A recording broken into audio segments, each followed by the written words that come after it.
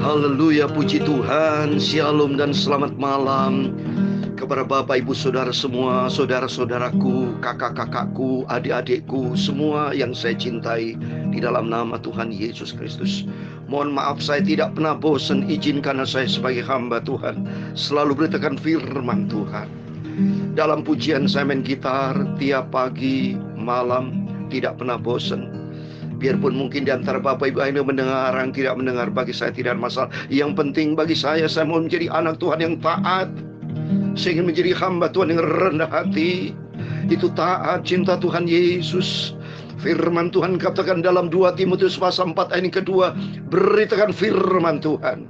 Saya tidak pernah berhenti beritakan firman Tuhan. Persoalan Bapak Ibu ada yang dengar atau tidak mendengar, itu urusan Bapak Ibu tanggung jawab.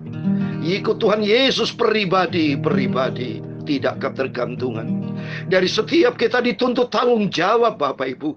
Saya bertanggung jawab karena saya bersama Bapak Ibu. Setiap kita, setiap individu, itu Tuhan yang ciptakan.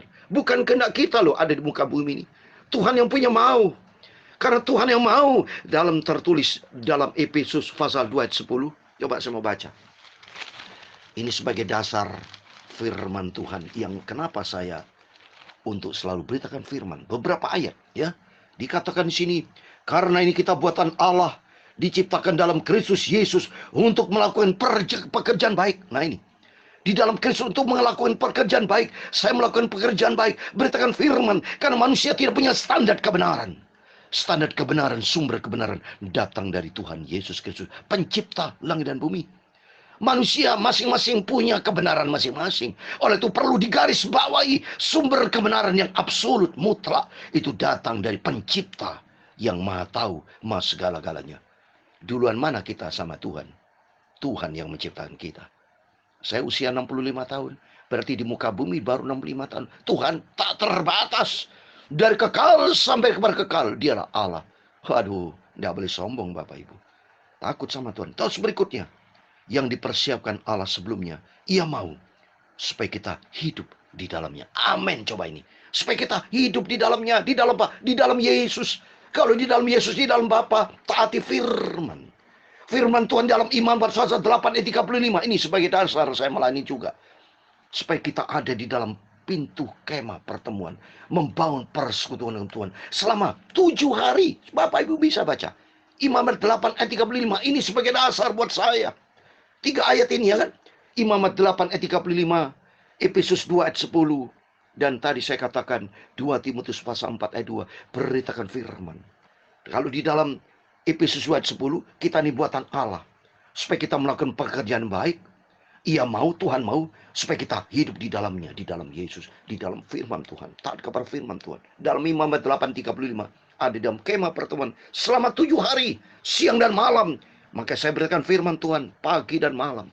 Sebagai bukti saya mau taat kepada firman Tuhan. Supaya Bapak Ibu Saudara semua, ayo kita ikuti firman Tuhan. Karena Dia Yesus yang begitu indah. Saya Pastor Yakob Rahmat, kami nyanyikan pujian. Dia Yesus sungguh indah. Tuhan memberkati kita semua. Dia sungguh indah. Iya Tuhan Yesus. Amin. Haleluya. Tuhan Yesus ajaib. Tuhan Yesus yang maha mulia. Tuhan Yesus yang maha agung. Amin. Haleluya. Tuhan Yesus yang cipta aku, cipta saudara semua, dan sudah mengampuni dosaku. Amin. Haleluya. Bahkan rela berikan nyawanya untuk selamatkanku. Kita semua diselamatkan. Sambutlah Tuhan Yesus. Haleluya. Tinggikan Tuhan Yesus. Haleluya. Beri Dia hormat, pujian, dan kuasa. Tuhan Yesus Raja di atas segala raja. Amin. Haleluya. Bagi Tuhan Yesus yang maha mulia. Amin. Haleluya. Kuangkat tanganku. Haleluya. Kau ku puja, ku cinta, ku sembah. Haleluya, amin, haleluya. Oh Tuhan Yesus, Engkau sungguh indah Bapa. Engkau Bapakku, Tuhan Yesus yang kucinta. Engkau ajaib Bapa. Engkau Tuhan Yesus yang mulia. Engkau yang maha agung. Amin, haleluya. Engkau Tuhan Yesus yang cinta aku. Haleluya. Dan ampuniku. Amin, haleluya. Maka rela berikan nyawa Engkau Bapa untuk selamatkanku. Amin, haleluya. Sambutlah Tuhan Yesus. Amin, haleluya.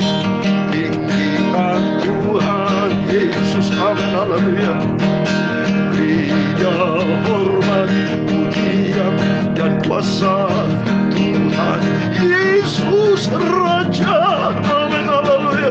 Bagi yang mulia, bagi Dia yang mulia Tuhan Yesus, ku angkat tanganku. Haleluya. Kau Tuhan Yesus yang kupuja, ku cinta, ku sembah. Haleluya.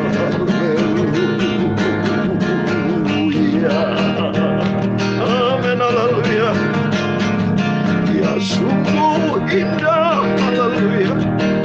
Dialah Tuhan Yesus. Amin, haleluya. Ya ajaib Tuhan Yesus yang maha mulia, maha agung. Tertulis dalam Kolose pasal 1:16, saya membaca demikian firman Tuhan. Karena di dalam Dialah telah diciptakan segala sesuatu yang ada di surga dan yang ada di bumi, yang kelihatan dan yang tidak kelihatan, baik singgasana maupun kerajaan, baik pemerintah maupun penguasa. Segala sesuatu diciptakan oleh Dia dan untuk Dia. Ialah kepala tubuh, ialah jemaat, yaitu jemaat ialah yang sulung, yang pertama bangkit dari orang mati, sehingga Ia yang lebih utama dalam segala sesuatu. Amin. Kuangkat tanganku, oh ku puja, ku cinta, ku sembah. Haleluya.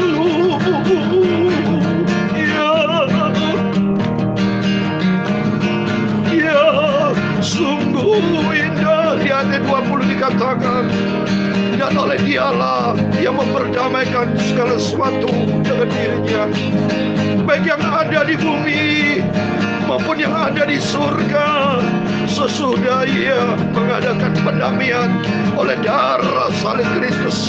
Dia cinta daku. Amin, haleluya. Dia ampuniku. Amin, haleluya.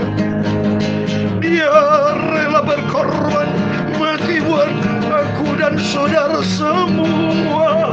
Amin, haleluya. Sambutlah Tuhan Yesus. Haleluya.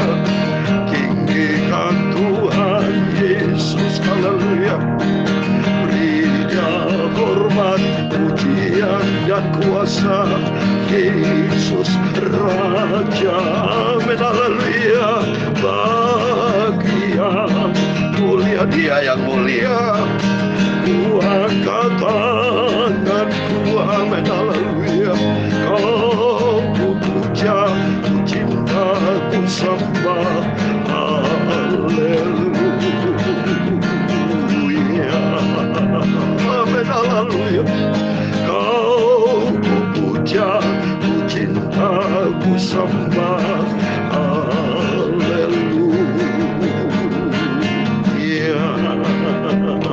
Amin, haleluya.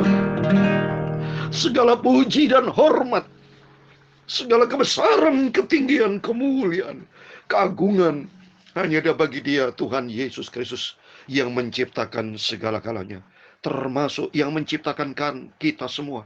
Karena firman Tuhan Kolose dalam ayat pasal 1 ayat 16 dikatakan, karena di dalam Dialah telah diciptakan segala sesuatu. yang ada di sorga dan ada di bumi. Wah, dahsyat berarti Tuhan itu. Yang kelihatan maupun yang tidak kelihatan. Dahsyat Tuhan Yesus yang kita sembah. Makanya saya bersyukur sama Tuhan. Termasuk Bapak, Ibu, Saudara semua. Kalau bisa mendengarkan firman Tuhan pagi dan malam. Bisa melayan pekerjaan Tuhan. Itu anugerah Tuhan. Maka jangan sombong-sombong. Apa yang untungnya sombong apa, Bapak? Coba tolong renungkan.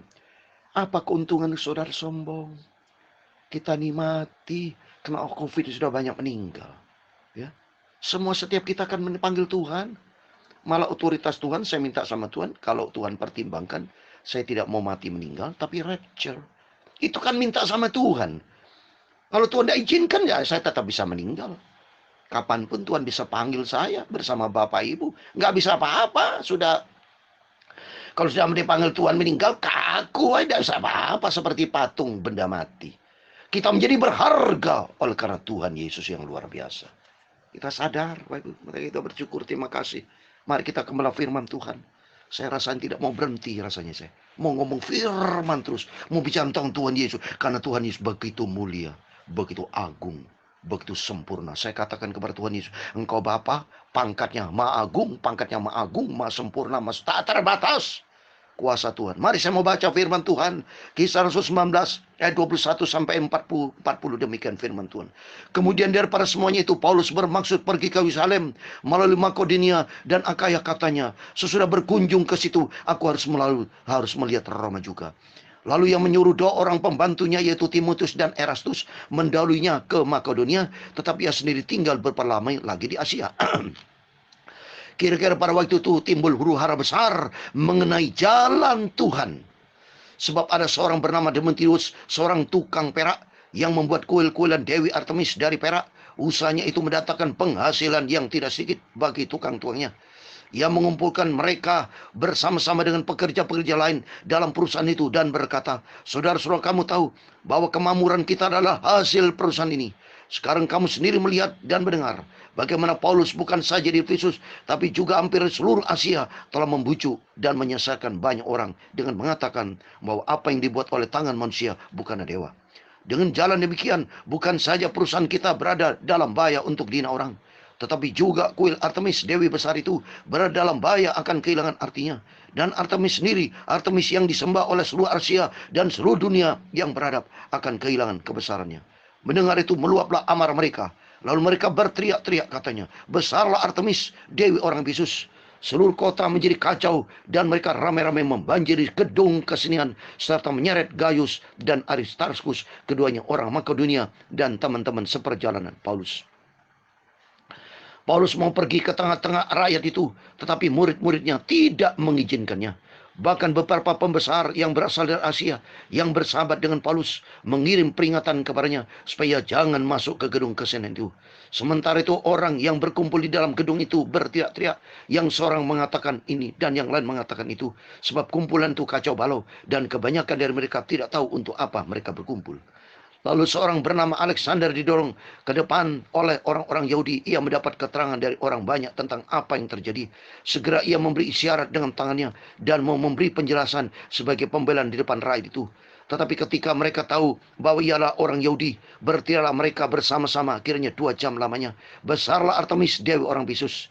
Akan tetapi panitera kota menenangkan orang banyak itu dan berkata, hai orang Efesus, siapakah di dunia yang tidak tahu bahwa kota Efesuslah yang memelihara baik kuil Dewi Artemis yang maha besar maupun patungnya yang turun dari langit. Hal itu tidak dapat dibantah.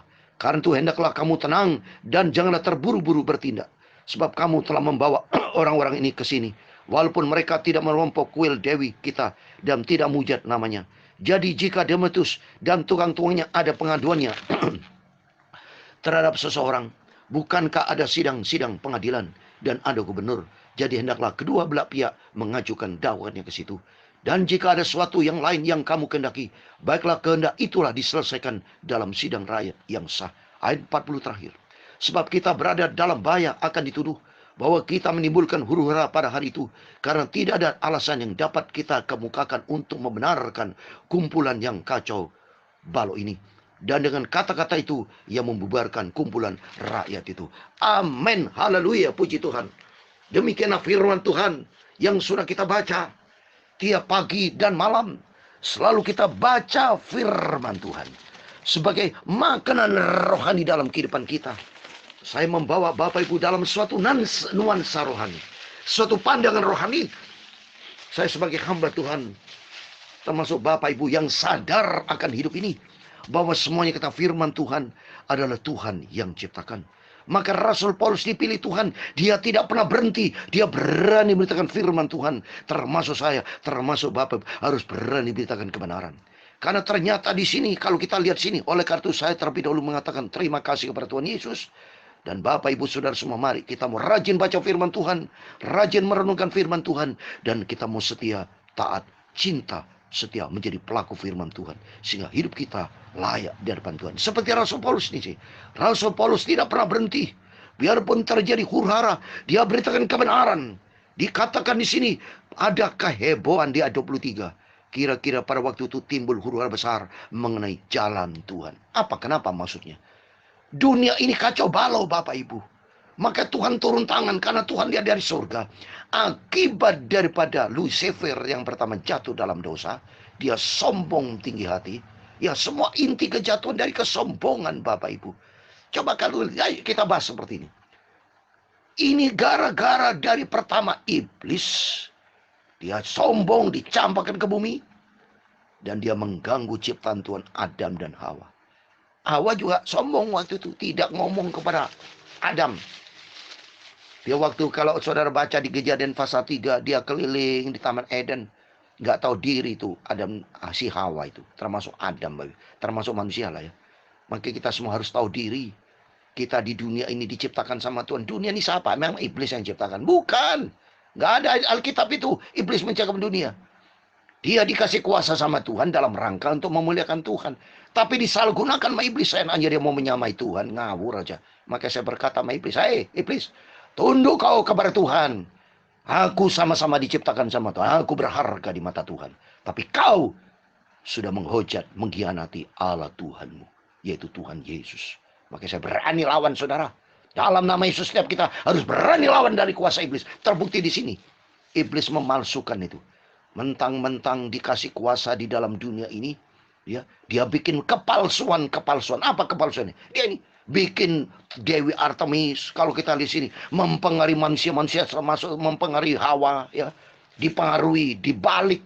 Bapak pembohong Tuhan iblis. Seperti dalam Yohanes pasal 8:44, bapak pembohong itu iblis. Bapak pembohong. Apa bukti? Tuhan kan sumber kebenaran. Tuhan itu yang harus layak disembah. Tidak ada lain, maka disebut jalan Tuhan.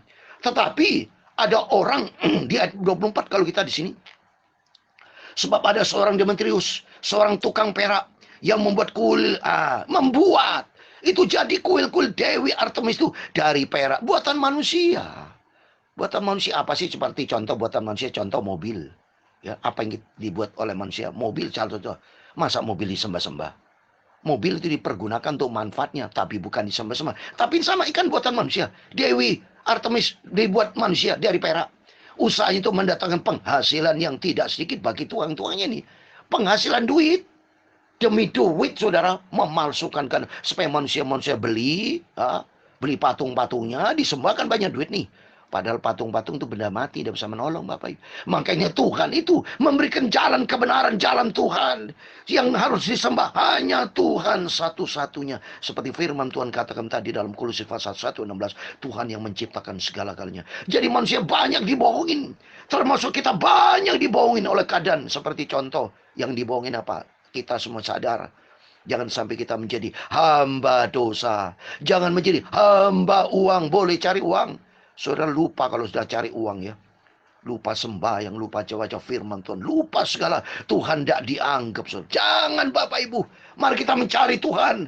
Karena di dalam dia Yesus satu-satunya juru selamat. Maka saya kasih satu ayat terakhir. Kisah Rasul pasal 4 ayat 12. Dan keselamatan tidak di dalam siapapun juga. Selain di dalam dia Yesus Kristus. Sebab di bawah kolong langit tidak ada nama lain yang diberikan kepada manusia. Yang oleh kita dapat diselamatkan. Coba hanya di dalam dia Yesus. Makanya kalau kita lihat tadi, mereka tuh bingung, kacau balau. Mereka diundang masuk di dalam gedung kesenian. Dia ngomong, wah Rasul Paulus ini memberikan ajaran sesat. Padahal mereka yang sesat. Mereka tidak tahu hanya di dalam Dia Yesus sebetulnya satu-satunya Tuhan Juru Selamat. Oleh karena itu, saya berikan firman kebenaran kepada Bapak Ibu, supaya Bapak Ibu tidak boleh kacau dalam hidup ini. Cari Tuhan Yesus satu-satunya. Sapanya Dia Yesus satu-satunya Tuhan Juru Selamat kita. Sebab Dia nanti akan datang. Saya kasih terakhir lagi ya boy. Dalam Wahyu pasal 1 ayat 7. Lihatlah, Ia datang dengan awan-awan, dan setiap mata akan melihat Dia, juga mereka yang telah menikam Dia, dan semua bangsa di bumi akan meratap Dia. Ya amin. Ya, semua bangsa di bumi akan meratap. Apa arti meratap? Dia menangis, menyesal. Artinya orang yang selalu perkiraan ke bumi, duit, dunia, meratap dia. Tapi bagi kita yang cinta Tuhan Yesus, menyambut kedatangan Tuhan seperti saya, hamba-hamba Tuhan bersama Bapak, mari kita mau makin hari makin cinta Tuhan, sampai kita berjumpa dengan Tuhan Yesus. Karena Dia Alfa Omega. Dia memberkati. Yesus berkati Bapak Ibu Saudara semua. Dia sungguh indah. Amin. Haleluya. Oh, Dia Tuhan Yesus. Amin. Haleluya. Tuhan Yesus ajaib. Tuhan Yesus yang maha mulia. Tuhan Yesus yang agung. Amin. Haleluya.